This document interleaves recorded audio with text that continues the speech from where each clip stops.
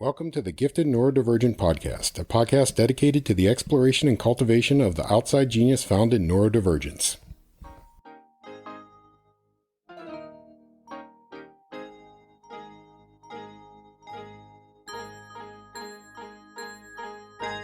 Hello, everyone. Welcome to the Gifted Neurodivergent podcast. My name is Lillian Skinner.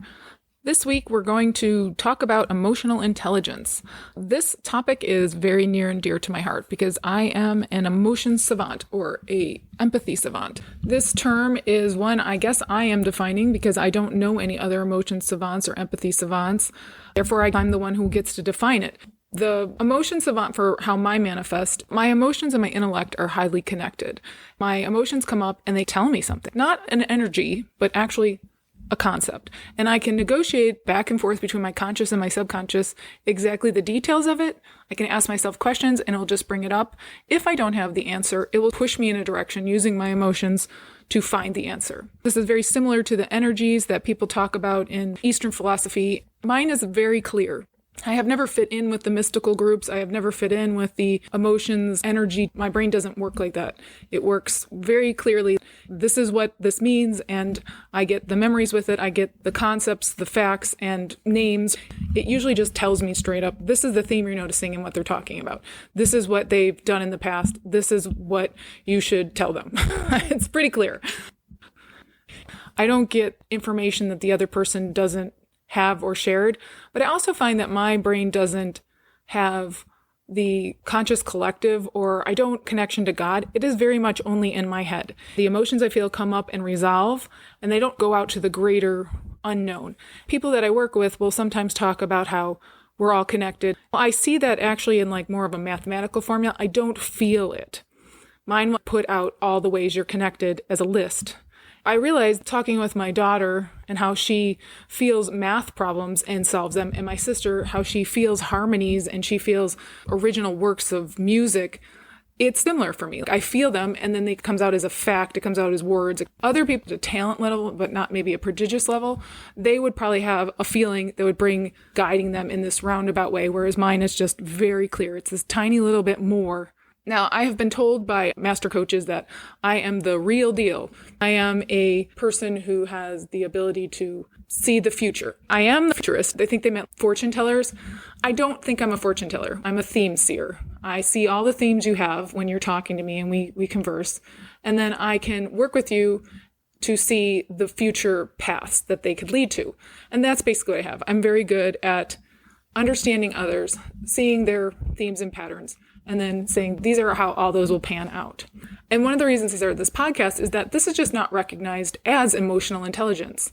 We don't really understand emotional intelligence. We have it co-opted for our system to serve the system. Daniel Goleman's work on this, which I read in high school, came out in the mid-90s, been very clear that this was not emotional intelligence. Daniel Goleman recognizes that emotions serve a variety of functions. He recognizes that the emotional intelligence involves your ability to recognize and regulate your emotions as well as the emotions of others, which I completely, utterly disagree with. We are not supposed to be regulating the emotions of others. We can, but it should not be a function that I have to do to work in our workplace. Emotions are linked to social and interpersonal behavior, and he argues emotions are critical for building social and interpersonal behavior. But for someone like me who has autism, I understand why people are doing what they're doing, but the part I don't understand is that they don't realize that this has been co-opted, that they don't realize that they're playing a script that our society says, and they have free will that they could choose not to. That is the part I struggle with.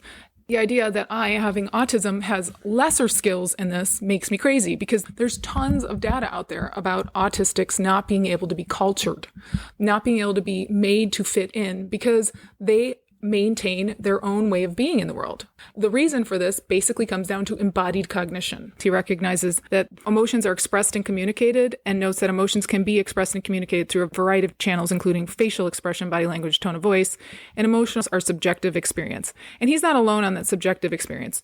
Lisa Feldman Barrett is another one who talks about emotions being unique to each person. This part I have to agree with because I know that my emotions are unique to me. I know that most people don't get the clarity with their emotions. They don't understand that the true message that their emotions are saying. But I believe that people could, because it wasn't until I really left the system and I got my opportunity to be free and sort of go into my emotions and stop trying to be something I couldn't be or just simply wasn't. Stop trying to be normal and not different, because I am different. Then I finally was able to really embrace my emotions. I wasn't having this outside message drown them out. Even though my emotions are very clearly coming up as messages, as words, as concepts, as theory, as past memories or actual things I've learned or read, it still was a constant battle between the message from the outside and the message from the inside.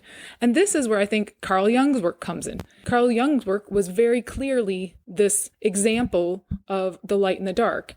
It's almost like our conscious brain, which has been programmed by the world, and our subconscious brain, which is telling all the sensing data and noticing all the discrepancies between what we're told and what is true or what we actually experience, creates this sort of internal dialogue, internal demon angel where you're like, I'm trying to do the best thing, but I actually don't want to do that. There's so much about our society that is making us work to fit the needs of the society and not ourselves. And it demonizes us, pathologizes. It makes us turn in on ourselves by saying, you're a bad person. You have a bad attitude. Well, what is a bad attitude? In my opinion, a bad attitude is your brain saying, hey, there's a discrepancy in what you're being told and what you actually know to be true for yourself. And I have had this since I was a small child.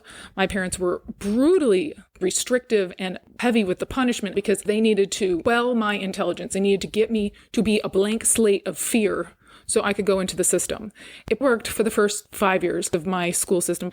But then in 4th grade, I had my largest cognitive growth spurt. All of a sudden, I went from living in the moment and just existing and reacting to getting in front of it. When I had my largest cognitive growth spurt, my world became 3D. My brain became 3D. I was able to see the past, the present, and the future. Before that, I did not. And this is something I've seen in my own son who has very apparent ADHD, who's bouncing around the world, who was actor when he was a child, a model, and then flipped at 20 and decided he wanted to go back to college and become the super intellectual. It is crazy to me that that's the same child. But I realized what happened with him was that he went through that largest cognitive growth spurt and he turned to a 3D perspective. He turned to past, present, and future. Before that, he lived in the present. I can see in my own parents, they never accepted that 3D. They don't actually see the future. They don't know how to get in front of it. And they're really living in that 2D. And they are definitely demonstrating the Carl Jung's light and dark. And like Carl Jung, my father has been lost. I swear he will never recover. He cannot fit into society. It's kind of interesting to me because I have been able to dip in and out. But when I'm stuck working under someone else, the stress I feel and the knowledge that this person is trying to get me to do something, and it's a constant game where they're going to try to cheat me out of it in the end. They're trying to keep your bonus, and you're trying to tell you deserve it. And every time I had to negotiate, I had this long list of things that I did, and it was this giant fight after I had already done the work. They should have been the ones saying, here, you did all this stuff, thank you. But instead, every time it was me saying, I've done all these things. It might be flawed because I'm pushing myself very hard, but I still delivered. And each time I had to do this dance that is exhausting, demeaning and debilitating and demoralizing. I felt very much like quitting. The effort it took for me to constantly prove that I was worthy was so much when my actions should have proved I was worthy. But this tells you that the system has been co-opted for emotional intelligence because all of emotional intelligence is about you regulating the other person. It is about the system-focused emotional intelligence definition. The societal-focused definition of emotional intelligence is that we understand and manage our own emotions and those of others. This definition focuses on emotional intelligence as how it serves the group, the norms, the roles, and societal expectations. It primarily highlights skills such as emotional regulation, empathy, social awareness, and effective communication. And for the individual one, which is what we're not really told about, we're told about the system one from Daniel Goleman's book. The individual focus of emotional intelligence would be the capacity to understand, manage, and express our own emotions authentically, effectively, and demonstrate empathy, compassion towards others. But this individual one prioritizes the personal well-being, growth, fulfillment of me, not my job, not as I am in the system. It's not about serving the system. And that is something I just don't see when I see the definitions of it. All of emotional intelligence is brought up by management. It's brought up by the workforce. It's brought up by our system. And anytime that happens, I know that they're not going to be talking to me about the best for me. They're going to be talking to me about what's best for them. The problem is that, like I said in my last one, the social contract has been broken. Our social intelligence knows that we no longer are being served by the system and that perhaps now is the time to break away. We have so many things looming in the future. Our system cannot offer security. It cannot offer a future. It cannot offer consistency. And we right now have to make a massive choice of, do I stay in it? Do I figure a way out? Because we are looking at potentially the collapse of society. We have to make a very cognitive choice, emotional choice, the two of them together, about what's going on and what we should do. The focus of it definitely is on the individual's emotional experiences, our self-awareness, and our personal development. And in order to manifest this healthy, we need to encompass self-acceptance, self-care, self-compassion, and cultivation of meaningful connections. These things I was not allowed in the system. I was not allowed to self-care. I was not allowed self-compassion, and I wasn't really able to cultivate meaningful connections because I'm an outlier. I don't fit in. I'm never going to fit into the average. I never have. I never will. But that doesn't mean that I shouldn't try to find people like me. We have all these barriers in the system for me to go into a situation where I find people like me. I have to prove myself worthy to get into a university where I might find people whose IQ is like mine. And I grew up in poverty. That was not afforded to me. I went to school at a state school. I went for a degree that was not in my area of interest, but I couldn't handle the field that was my area of interest, of psychology, because it worked against everything I knew to be true about myself. And if I didn't have such clarity in the way my emotions and intellect connect and work and communicate to me and show me the way, and I didn't have the success that I've achieved despite everything working against me, from my own parents to the system to my education, everything, I would not be here today. I would probably be Carl Jung, losing my mind in the system. I found a way to prove this quite simply, and it is in the work of philosopher Brené Brown. I am a philosopher, but Brené Brown and I are very different philosophers, and I think she's a perfect example to show the difference between someone like me, who's autistic and ADHD, and very much neurodivergent philosopher, and someone like Brené Brown, who is a very much typical philosopher. When I read Brené Brown's work, I literally did not understand it. It has never really made sense to me because I don't understand why anybody would find value in what she writes. I feel the same way for Eckhart Tolle, and I don't mean this in an egotistical way. Brain does not wrap around what they're saying.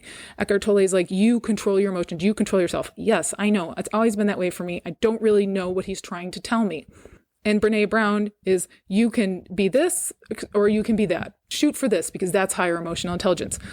Just dropped out of this class with Meg Wheatley on her Islands of Sanity building. So I thought, well, I need this. I need to learn how to build community. And I realized I don't need to learn to build community for regular people. The whole class that I stayed in, which was about halfway through, we talked about managing our emotions. Why are we sitting here talking about meditating, talking about managing our emotions? This is not something I need to do. My emotions and I are connected. I have embodied cognition, which I will go into later, and I don't need to manage my emotions. My emotions are actually just part of my intellect. We spent all this time on the emotions would come up and how we handled them. And I just thought, why are you doing that with your emotions? You're not supposed to repress them. You're supposed to engage them. You're supposed to go into them. I had no choice as a child. I had to go into them because they were waves of overwhelm. I thought I was going to die. My emotions were so strong in my body. It felt like pain, almost like stretching pain in a way. It's an anguish of emotions so high in your body. It is like you've been stabbed. You've been stabbed by your emotions. I couldn't understand as a child why everybody else was so fine. I figured it out. It was embodied cognition. My ability to feel my emotions, to translate my emotions, means that they are much higher. And as a result, I had to learn to translate them. I had to use them. I had to go into them because otherwise I would be disabled by them.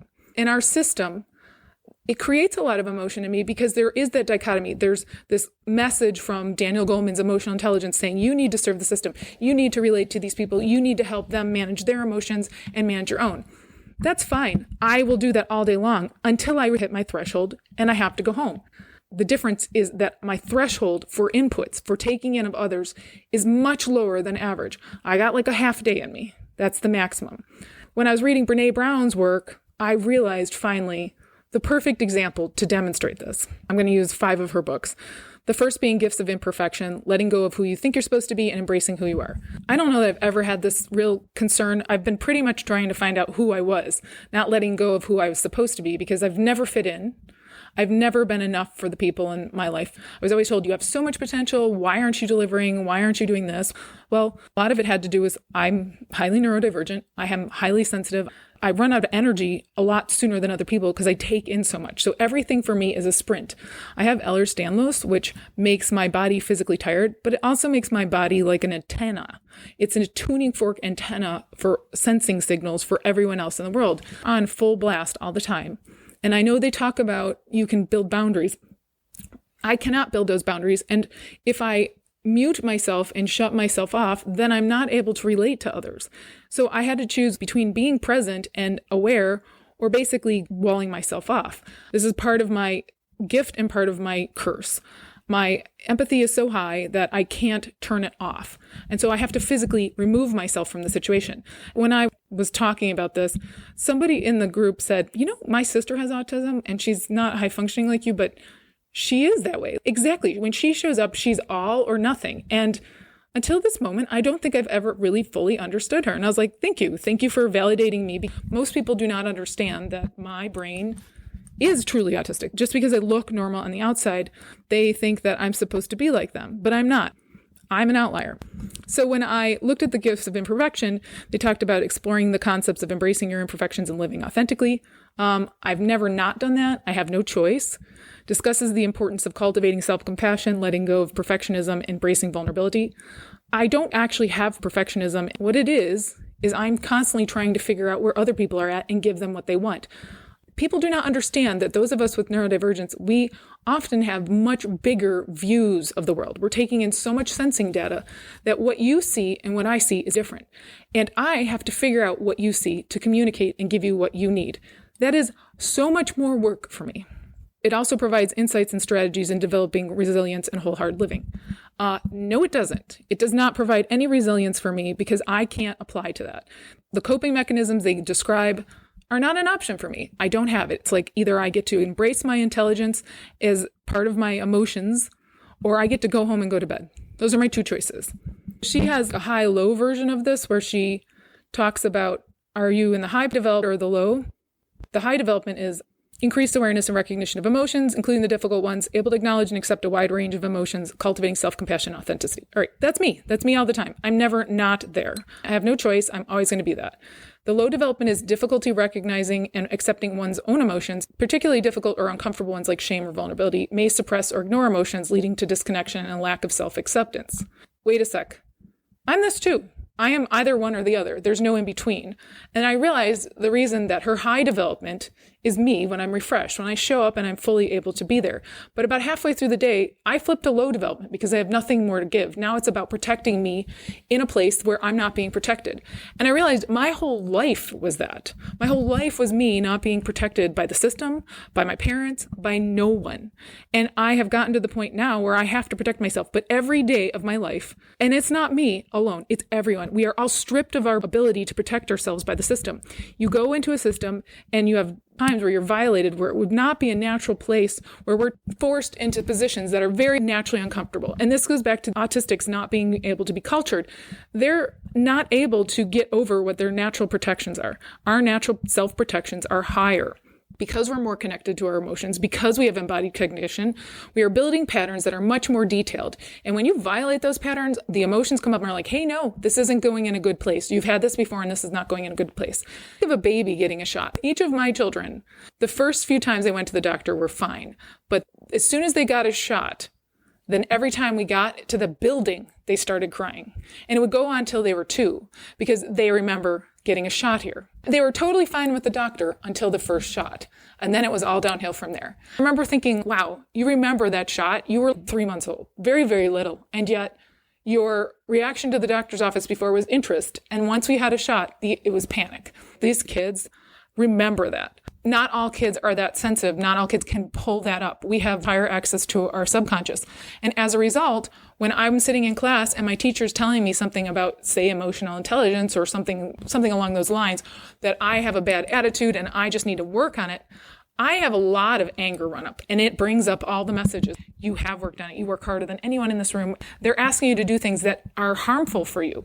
You're not allowed to say it, which is why my parents doubled down on the abuse of us. And I think I'm probably not alone on this. I think that there's probably a ton of people whose parents were really highly abusive because they were trying to help their child learn that they had no choice for those protections, the self barriers. They had to let those go. And this is what drives us insane, because you can't live in a space where you're not allowed any protections and then be healthy. You just can't. For her second book, Daring Greatly, The Courage to be Vulnerable Transforms the Way We Live, Love, Parent, and Lead. I don't know how much more vulnerable I could get. Every day of my life is me being vulnerable. I say my unauthentic self, whatever I need to say. There's times I keep it in, but for the most part, everything that comes out of my mouth is authentic, because it's cost me so much energy to follow the social norms to do it. It's not like I don't know them. I do know them, but I don't understand how people connect using fake conversations, using things that don't really have a whole lot of interest. Sports would be the first example. I watch people connect over their love of their high school or college football team. I don't really understand that. I do understand that it's a connection for them, but when I sat in those games, I didn't really want to watch it. I wanted to play it. I like sports. I like to play sports, but I don't want to watch other people play sports, especially if they're going to get hurt. I just hurt for them. My mirror touch synesthesia is so high, literally, my body probably feels it to an equal, if not higher degree than other people do. What does the high development look like in Daring Greatly? High development in Daring Greatly, being authentic, being vulnerable, is heightened empathy, emotional recognition of others, able to attune and understand others' emotions, facilitating deeper connections and meaningful relationships. And here is where I run into massive problems. While I absolutely have this to the highest order, other people's expectations of how this will manifest is completely different. And I know that. I can see how they have an expectation of me being like them, of me doing what is appropriate for the system. And yet I don't always do it. I actually do authentic things. When I feel compelled to hug someone, it is not because I'm supposed to by societal standards. I just go over there and do it because I'm compelled to do it. But there's so many times where other people are trying to force us to do things because that's appropriate. And it's not. It doesn't feel right for me, and it will tell me why it's not appropriate. And we're constantly forcing ourselves because it serves the group as a whole, not you. Lost touch with who we actually authentically are. Our society does so much conditioning. They get us so young, especially now where the children are going into daycare from infancy on up. I think of having 5 babies. How does that baby actually get FaceTime to be a sensitive, manifested child? It is not getting it. It's not getting social connection, that it develops this nice solid foundation of knowledge. Now, if you're average and you learn the system messages and you go through, you'll probably ride through pretty easily. You're not going to be exhausted by the system. You're not going to be exhausted by the conflicting messages that you're too aware of. You're just going to ride out the ride and it's okay. But it comes at a huge cost. It comes at a huge cost to lose your connection between your emotions and your intellect, and that is self-protection. The low development of Daring Greatly, limited understanding and recognition of others' emotion, leading to challenges in empathy and connection, difficulty in perceiving and responding emotional needs of others. Technically, I have low development. This is probably a circle spectrum, and I would say their idea of low development is me being utterly exhausted by the system and not being able to offer anything more because I'm done. Or it is me being able to see that the message is false, that it doesn't apply to me, and that my boundaries are higher and I can't fit in with other people's expectations because those are too much for me to give. I have a limit. And when I hit my limit, I can't give anymore. My physical boundaries are higher. Rising Strong, the ability to reset, transform the way we live, love, parent, and lead. High development for Rising Strong, enhanced capacity to recognize and navigate emotions related to failure or setbacks. Can effectively process, regulate emotions, allowing for reflection, learning, and resilience. Alrighty, this is my life. Rejection is my life. I am rejected, hands down, the most of anyone I've ever met. I grew up in poverty. I grew up in abuse. I grew up in very low emotional intelligence for parents. They very much gave up everything that they were to try to fit in. And so I had no one who could see me for who I was. It took me well into my 30s to find that. I've always managed to give it to people. So technically, I would be the highest development of that. The problem is that it's exhausting. It is exhausting to be the person who's so aware in all of my conversations and all of my interactions while others are so unaware. They trounce through our lives and they damage us, and then they call us the ones who don't actually have the ability to have a proper conversation. We can have a proper conversation. The problem is they are so conditioned, they cannot actually have an authentic, genuine conversation. Brene has a neurodivergent division where she works with people on this, but I don't think she truly understands that her spectrums are on one side, my physical limit, and the other side, my emotional limit. I am always that emotional limit, unless my physical side is like, you're done, you have nothing more to give. And if she is conditioning people in her training, she's harming them. This is ABA all over again. She does not understand what their physical limit is, and she keeps pushing them into it. I actually truly don't believe anyone understands their physical limit. Our society runs because we are all pushed past our physical limit. Mine is just higher, and because I have embodied cognition, it's very clear. Her next one is braving the wilderness. Now, braving the wilderness is the quest for true belonging and courage to stand alone. As a outlier, as a person who is on the end of the spectrum, I don't even get a choice on this. Standing alone is pretty much what I do. I've always stood alone. I stood alone growing up. I stand alone now. At least I have a healthy family that can stand with me in my downtime. But when I'm up, it's me bearing my soul in ways that very few people could ever do. I am constantly sticking myself out for my head to be chopped off. And it's been chopped off repeatedly. I just grow another one. I mean, that's how I move through the world. I could not be any more braving the wilderness. I am constantly braving the wilderness, so much so I can't get into graduate school with my theory, with my ideas I want to study, because no one will have me because they just say they don't exist. Well, that's great. I know they don't exist in the real world because it's serving a whole different master. I'm trying to actually heal and serve myself. I'm trying to actually show people what it looks like to do that. The high development is heightened recognition of interplay between emotions and social dynamics. I have that. I have it to the highest possible degree. My intuition is the highest possible level you can have. My emotions and intellect are connected. I have full embodied cognition. I have the ability to navigate and manage emotions in relation to social contexts. I can cultivate sense of belonging while staying true to myself at all times. This is pretty much how I live 24/7 until I hit my physical limit. And then I move to low development, which is limited emotional awareness, recognition of social dynamics around emotions, may struggle with understanding one's needs for belonging and connection.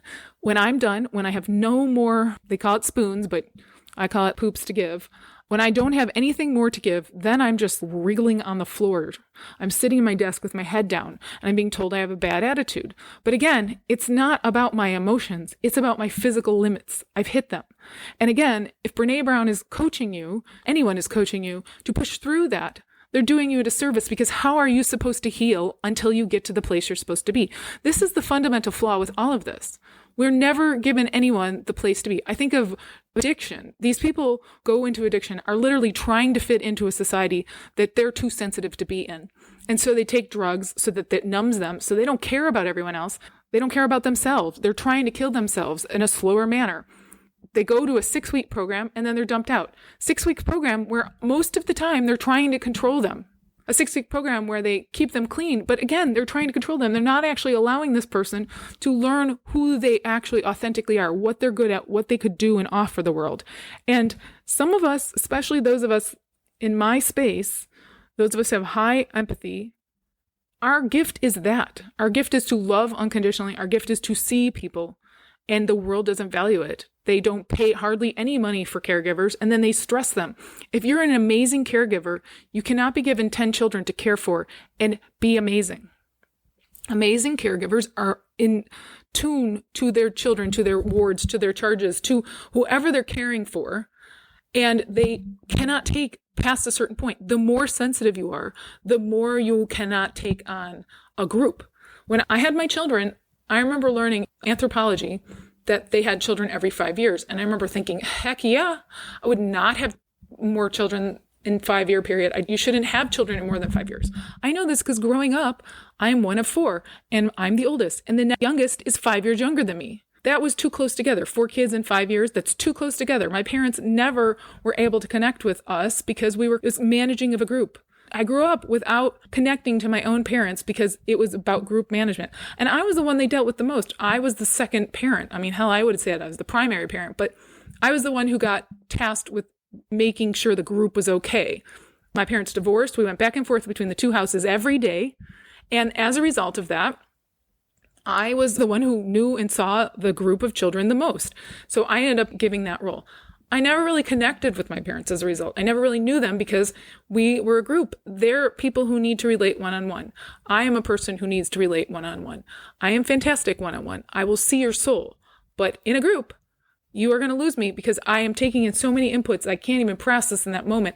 And I have to go home and I have to take downtime and I have to ruminate through all of the nonverbal signals and all of the cues I took and then go through all of the patterns I have on this person or similar situations. And then I'll have clarity and then I can come back. But I can't do that for 5 days in a row for full days. It wears me out. I get sick. I was sick all the time as a kid. I was not identified as disabled. What I was identified was sick. Identified as an allergy-ridden kid who had seizures and POTS. It was not pretty. Felt like I was barely surviving. The beginning of the week, it started out okay. I'd be tired, but it just got worse and worse as the week went on. My children, I see this particularly in my math font. She's so sensitive to the world, to the patterns in the world.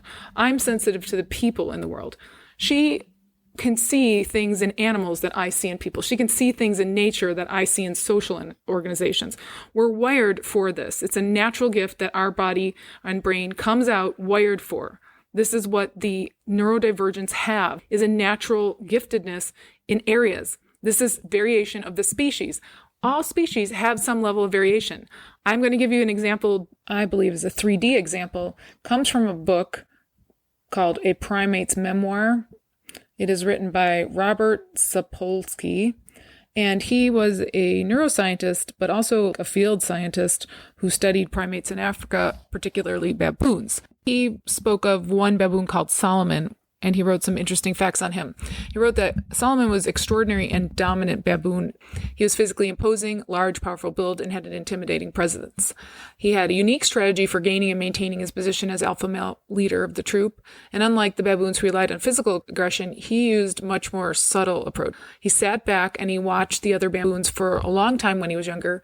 And then he used a mating strategy to establish relationships and domination, and he used a very specific strategy to have the least amount of fights, use the least amount of energy, but be most successful.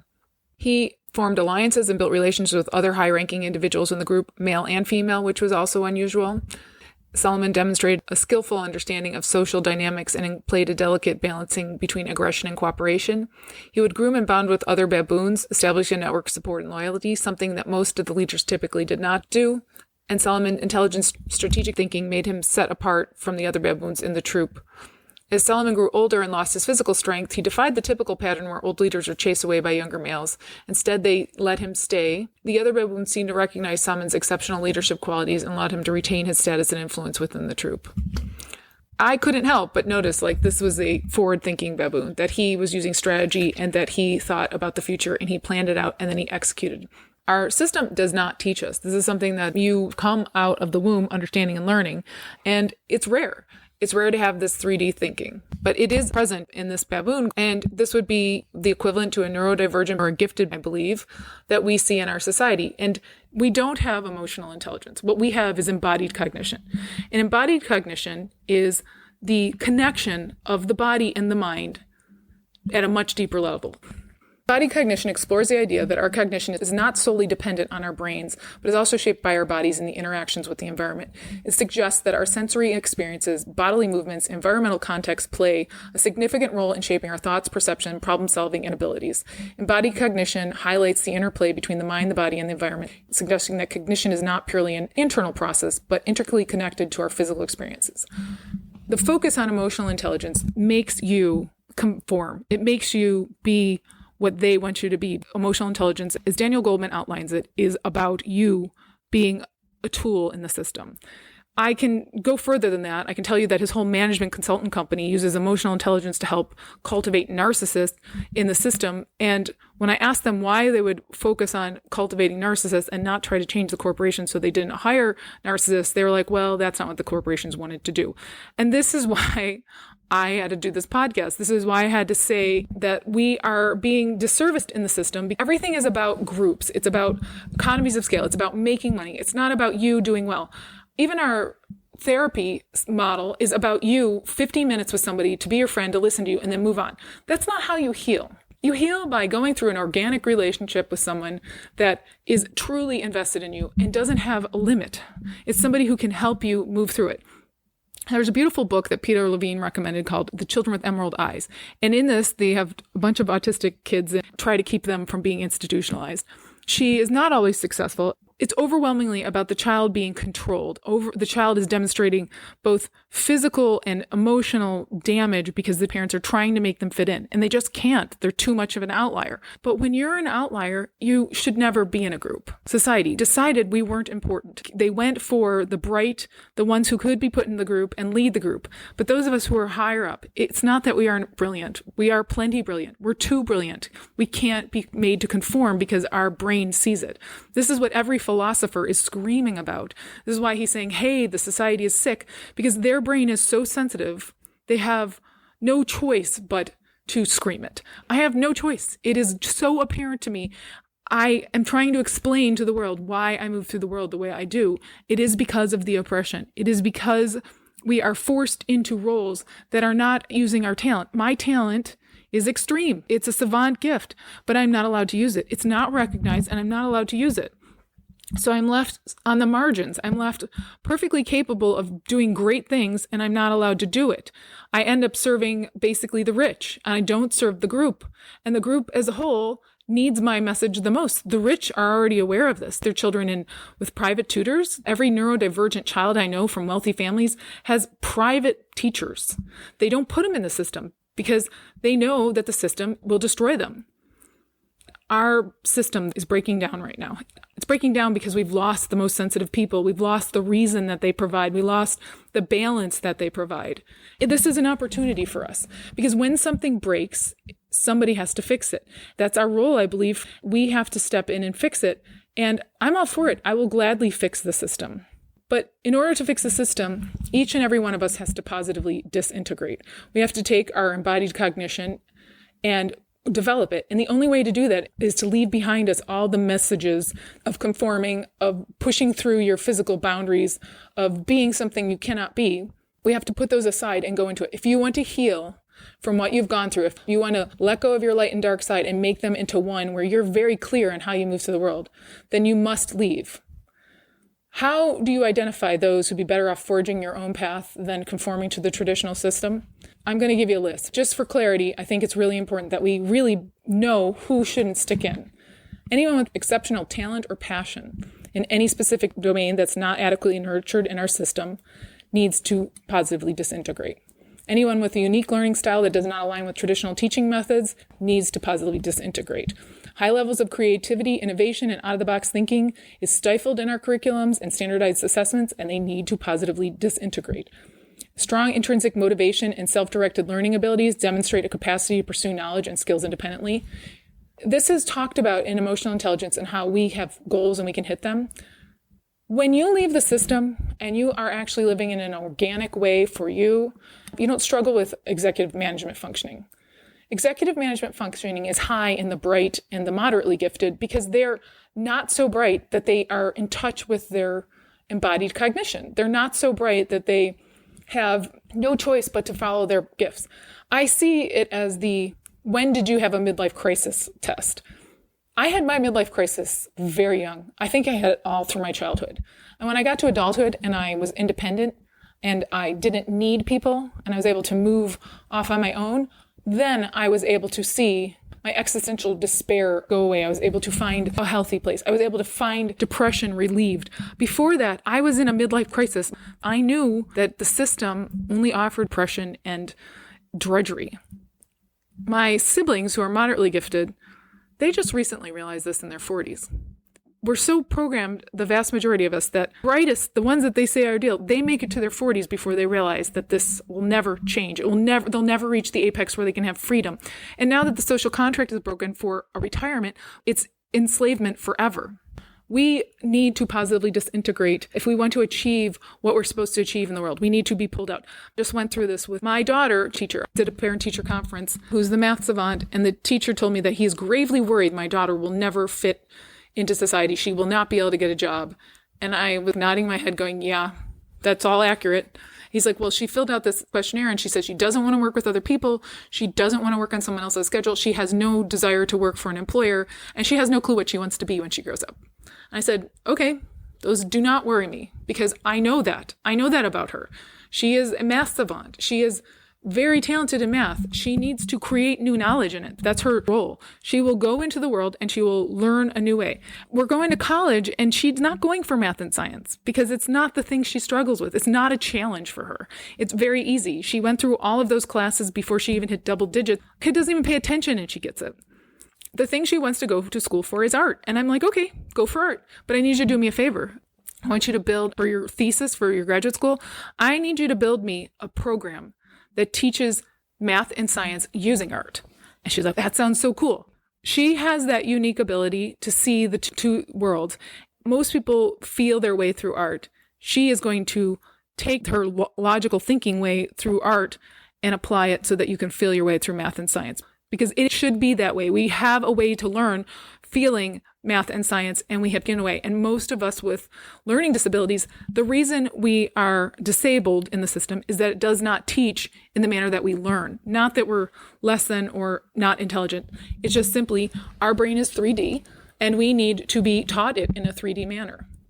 Those who demonstrate resilience and adaptability in face of adversity, indicating ability to navigate challenges and setbacks without the need for external validation or guidance, you need to be pulled out. This is something I think we see very often is like gifted kids don't want to do contests. They don't want to compete. There's nothing in my children that is a competition-based person. Every time it gets very competitive, they're out because the amount of energy they have to spend meeting the expectations of someone else that doesn't serve them, it doesn't use their talents, but it's just basically a social game, they're instantly out. My younger siblings, though, they were all about this. They loved the competition. My mother has never understood. She was incredibly mad at me as a child because every time the competition got great, I was like, I don't really want to do this. The energy I have to spend on using it to compete, it's not benefiting. It's not connecting me. It's actually dividing me. I already have huge divisions. I'm already a weirdo. Can I spend it on a place where it's making me less weird and not more? It is our wanting to connect. It is our wanting to know our place that prevents us from being competitive, that makes us say this isn't a good spot for us. I don't want to trounce people who are like me. I want to be friends with them. Why would I want to go and compete with them? We have co-opted our world to say emotional intelligence is about you helping others. It's about you working through the workforce and helping others move up. So the narcissists who have no problem stepping on everybody to get up this way, whereas those of us with empathy, those of us who are empaths, we have the opposite problem. We are just stepped on and we help people up because that's just our intrinsic nature. It's not hard for me to figure this stuff out. The hard part is me having to do the social games. I get exhausted by that because I see very clearly that you're going to screw me and I don't want to play that. I don't want to go into and work for a place where I have to constantly justify the work I'm doing when I'm killing myself to do it. We can't win. It's not perfectionism. This whole idea of perfectionism is a lie. It is us being very aware because we have embodied cognition. A few more reasons that you should be positively disintegrating: desire for autonomy and a preference for self-paced, personalized learning experiences rather than conforming to predetermined curriculums. I cannot say enough for this. Like, I would not be here right now if I was forced to learn the way they wanted me to. I am here right now because I was allowed to learn the way I wanted to. I got enough space in my life that I could get money and survive, but not have to do it to the degree where it's encompassing all my weekends, all my weeknights. I love learning. I know that I'm building something that's not out there, that's something new. And there's nobody that's going to give me a curriculum to figure out what I can do. I'm using my own emotions to lead this, my embodied cognition to find my way there. A deep sense of purpose and understanding and a desire to figure out something that you know is a riddle of the world and nobody's answered and you have to figure it out. This is a genius thing that they talk about where it's like geniuses are so hardworking. They're not hardworking. They're internally driven. They have this need to figure it out. I have that need to figure it out. I have a need to figure out how to get us all back into a healthy society again. Every day I get one step closer. Demonstrating ability to think critically and question established norms and systems. Yep, that is so easy. If your kid's questioning all the time, just pull them out, put them in homeschool, put them in something so that they're at least not being destroyed for that, because they will internalize that they're horrible people when they're just smart. and resistant to conformity and a strong sense of self-identity, valuing personal authenticity. These all sound really horrible. They sound really, really horrible things to be, and yet they're wonderful. They're gifts, they're intelligence, and they're signs of embodied cognition. We need to do more recognizing and celebrating our strengths. We need to be okay with the fact that some of us have to do this one-on-one. Our system is suffocating out the brightest, and that's why we've lost that genius. And your child, if they're neurodivergent, is part of the genius pool. We need to go in and help them. If you can do that, then I urge you to. Those of us who have the ability, we need to set something up to help other kids like us. Too many of them are despondent.